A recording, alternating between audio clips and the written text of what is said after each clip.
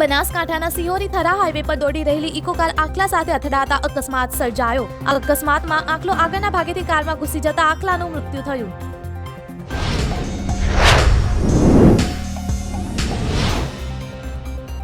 સૌરાષ્ટ્ર પંથકમાં પણ ધરતીકંપની અસર જોવા મળી. ઉપલેટા અને મહેસાણામાં ધરાધ્રુજતા લોકોમાં ફફડાટ ફેલાયો.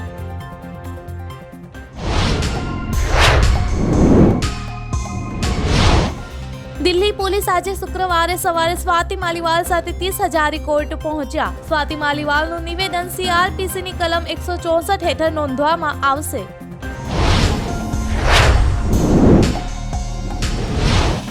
રાયબરેલીમાં આજે ગાંધી પરિવારની એક મોટી રેલી છે. મંચ પર રાહુલ ગાંધી, સોનિયા ગાંધી અને પ્રિયંકા ગાંધી સાથે સપા પ્રમુખ અખિલેશ યાદવ પણ જોવા મળશે.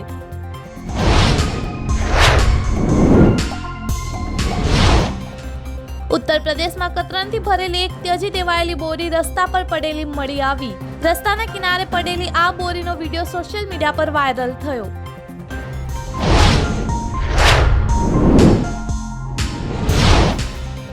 ચૌદ વર્ષના છોકરાએ સોશિયલ મીડિયા ચેલેન્જમાં ભાગ લેતી વખતે વધુ પડતી મસાલેદાર ચિપ્સ ખાઈ જતા તેનું મૃત્યુ થયું. મસાલેદાર ચિપ્સમાં મોટી માત્રામાં મરચાં ભેળવવામાં આવ્યા હતા.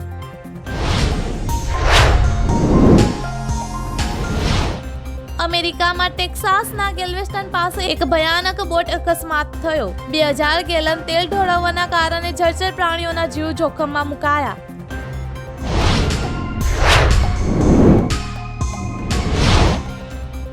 નેપાળે ભારતીય મસાલા બ્રાન્ડ એવરેસ્ટ અને MDHના વેચાણ, વપરાશ અને આયાત પર લગાવ્યો પ્રતિબંધ. હાનિકારક રસાયણો હોવાનું પુરવાર થયા બાદ આ પગલું ભરવામાં આવ્યું.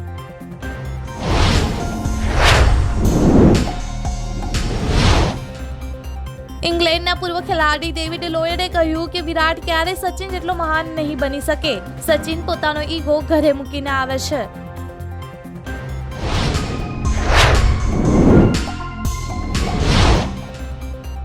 થોડા દિવસ પહેલા વિકી કૌશલનો જન્મદિવસ હતો. કેટરીનાએ ઇન્સ્ટાગ્રામ પોસ્ટ કરીને પતિને જન્મદિવસની શુભેચ્છાઓ આપી.